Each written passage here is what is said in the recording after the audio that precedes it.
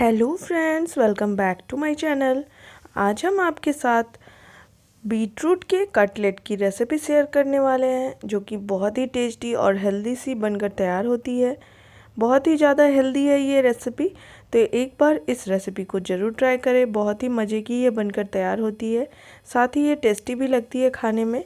तो फिर चलिए हम इस रेसिपी को बनाना शुरू करेंगे। उसके लिए सबसे पहले हम यहाँ पर पहले मसाले तैयार कर लेते हैं। तो इसके लिए मैंने एक पैन रख दिया गर्म होने के लिए।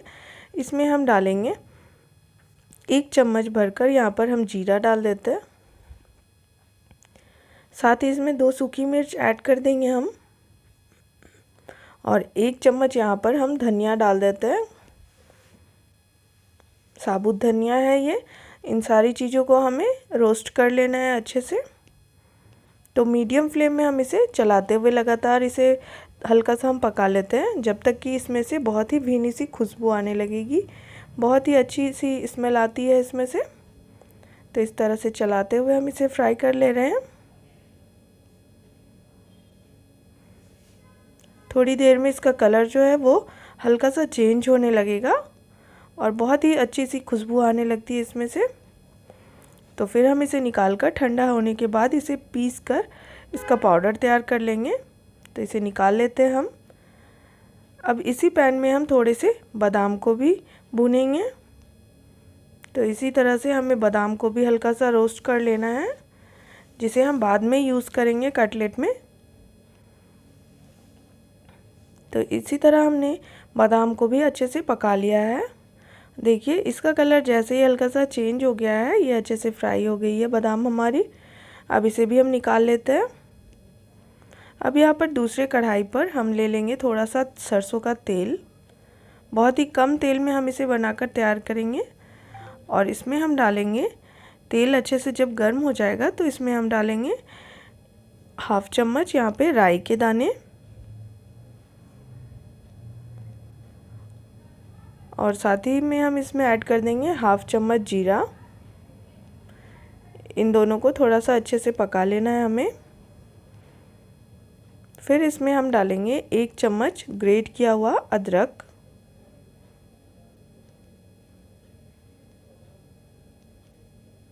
और थोड़ी सी हरी मिर्ची हम इसमें डाल रहे हैं।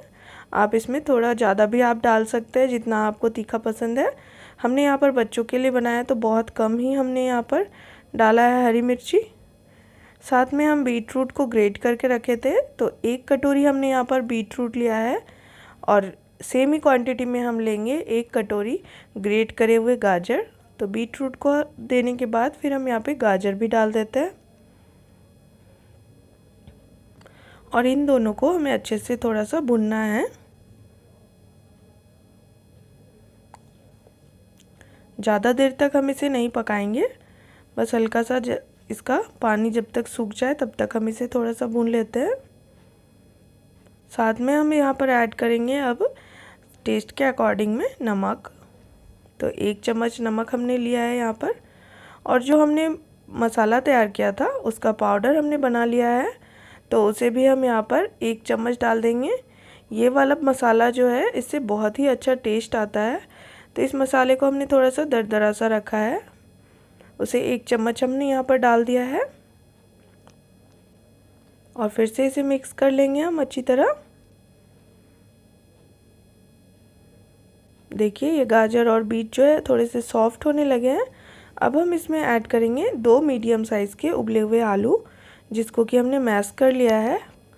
तो उसे भी यहाँ पर ऐड कर देंगे हम, और इसे बीट और गाजर के साथ अच्छी तरह से हम मिक्स करेंगे।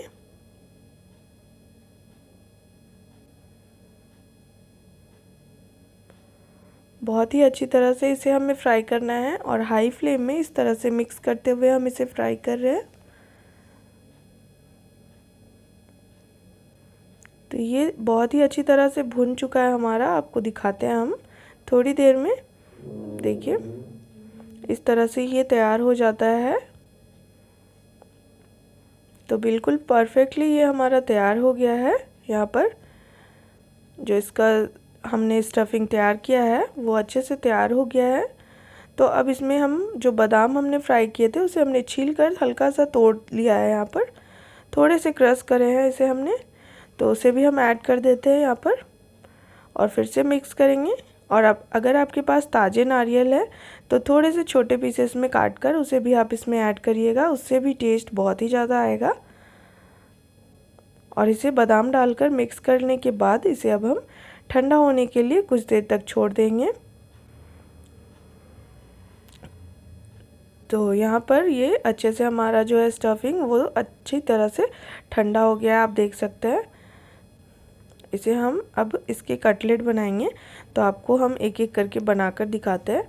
तो आप इसे किसी भी शेप में बना सकते हैं, थोड़ा सा गोल इस तरह से बना सकते हैं, या फिर आप इसे इस तरह से गोल भी बना सकते हैं, या फिर आप इसे थोड़ा सा लंबा इस तरह से भी बना सकते हैं।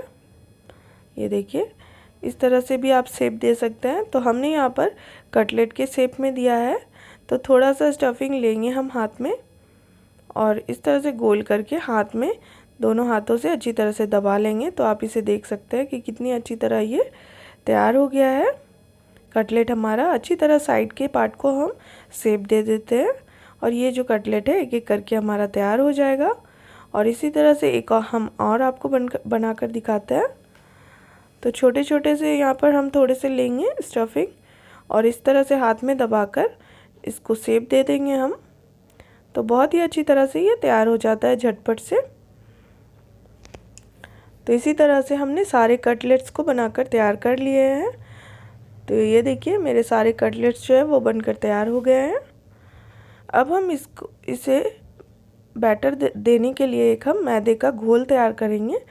तो यहाँ पर हमने एक बर्तन लिया है, इसमें हम लेंगे 2 बड़े चम्मच मैदा और मैदे में हम थोड़ा सा पानी डालकर इसका घोल तैयार करेंगे, जिससे कि हम जो कटलेट हमने बनाए हैं उसको हम कोटिंग कर सके उसके ऊपर। तो हम मैदे का घोल तैयार कर लेते हैं। आप अगर अंडा खाते हैं तो आप अंडे से भी इसकी कोटिंग कर सकते हैं।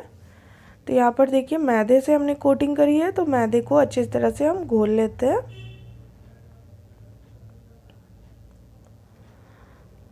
तो इसका पतला सा घोल हम तैयार करेंगे मैदे का, और इसे अच्छी तरह से घोलना है ताकि इसमें गुठलियाँ ना हो। तो ये घोल पतला सा बनकर तैयार हो गया है हमारा।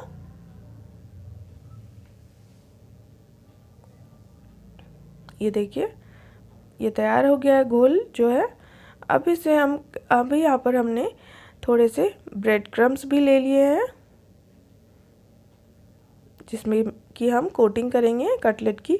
तो एक एक करके कटलेट को लेकर इस तरह से मैदे में हम डिप करेंगे और इसे ब्रेड क्रम्ब के ऊपर लगा लेते हैं हम। अच्छे से ब्रेड क्रम्ब से कोटिंग कर देते हैं अब इसकी बहुत ही अच्छी तरह से। अगर आप चाहे तो इसकी डबल कोटिंग भी आप कर सकते हैं। तो यहाँ पे हमने सिंगल कोटिंग की है, जो कि बहुत ही मज़ेदार लगती है खाएं। इसी तरह से हम दोबारा एक और आपको करके दिखाते हैं। तो देखिए, एक और कटलेट लेकर हमने मैदे में डिप कर लिया है और फिर इसे ब्रेड क्रम्ब से कोटिंग कर देते हैं इसकी। बस ये इस तरह से कटलेट्स सारे हमारे तैयार हो जाते हैं। तो अच्छी तरह से हाथ से दबाकर हम इसकी कोटिंग कर देंगे। और देखा आपने, इसमें ज़्यादा टाइम भी नहीं लगता है, फटाफट से बनकर तैयार हो जाता है। तो इसी तरह हमने सारे कटलेट्स यहाँ पर तैयार कर लिए हैं। तो आपको दिखा देते हैं हम। ये देखिए फ्रेंड, सारे कटलेट जो हमारे वो अच्छे से तैयार हो गए हैं। इसे हमने 10 मिनट के लिए फ्रिज में रख दिया था सेट होने के लिए। अब हम इसे फ्राई करेंगे। तो आप चाहे तो इसे डीप फ्राई भी कर सकते हैं, या फिर आप इसे थोड़े से कम ज़्यादा ऑयल में भी फ्राई कर सकते हैं। तो यहाँ पर हम इसे डीप फ्राई नहीं करेंगे, थोड़े से तेल हमने यहाँ पर रख दिया गर्म होने के लिए और कटलेट को हम एक एक करके फ्राई कर लेते हैं। तो मीडियम टू हाई फ्लेम में हम इसे फ्राई करेंगे। तो इस तरह से एक एक करके कटलेट्स यहाँ पर हम डाल देते हैं और ये फटाफट से फ्राई हो जाएंगे बहुत ही जल्दी से, और बहुत ही टेस्टी बनकर तैयार होंगे ये कटलेट्स जो है। हमारे घर में बच्चे बीटरूट खाना पसंद नहीं करते, तो आप इस तरह से बनाकर बच्चों को दे सकते हैं। ये हेल्दी भी है, साथ ही टेस्टी भी होगा, तो बच्चे इसे आसानी से खा लेंगे। ये देखिए, एक एक पर सारे जो कटलेट्स हैं वो डाल दिए हैं। और थोड़ी देर तक इस तरह से होने देते हैं हम। और थोड़ी देर के बाद गैस का फ्लेम हम हाई करके इसे दोबारा से पलटकर हम फ्राई करेंगे। ये देखिए, एक साइड से इसका कलर आप देख सकते हैं कितना बढ़िया आया है। ऊपर से बहुत ही ज़्यादा क्रिस्पी और अंदर से बिल्कुल सॉफ्ट ये बनकर तैयार होगा। तो यहाँ पर इस तरह से हमने स्नैक्स बनाकर तैयार कर लिए हैं। आप इस स्नैक्स को आप घर पर आसानी से बना सकते हैं। तो टी टाइम पे आप बनाइए या फिर आप इवनिंग के टाइम पे बना सकते हैं इसे, या फिर बच्चों को लंच बॉक्स में दे सकते हैं हल्की फुल्की भूख के लिए। बहुत ही टेस्टी बनकर तैयार होगी ये। अगर आप चाहें तो इसमें बीच में थोड़े से चीज़ भी ऐड कर सकते हैं। तो ये कटलेट्स जो है हमारे बिल्कुल बनकर तैयार है। तो इसी तरह से अलट पलट कर हम इसे अच्छी तरह से फ्राई कर लेते हैं फटाफट से। ये देखिए, दोनों तरफ से हमने इसे अच्छी तरह से पका लिया है। अब एक एक करके कटलेट्स को हम निकाल लेंगे। बहुत ही मज़ेदार से ये बनकर तैयार है। तो यहाँ पर हम निकालेंगे अब इसे। तो टिश्यू पेपर पर आप निकाल लीजिए, तो एक्स्ट्रा ऑयल जो है वो निकल जाएगा इसका। तो चलिए अब हम इसे आपको सर्व करके दिखाते हैं।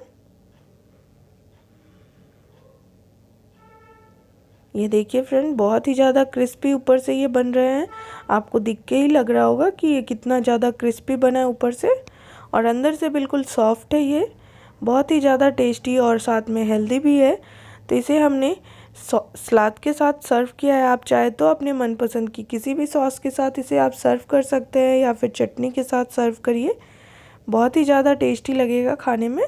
तो फिर चलिए मिलते हैं अगली वीडियो में। आपको कैसी लगी मेरी रेसिपी प्लीज़ कमेंट करके ज़रूर बताएं। अगर आपको ये रेसिपी अच्छी लगी तो प्लीज़ मेरे चैनल को लाइक शेयर और सब्सक्राइब करें। Bye friends.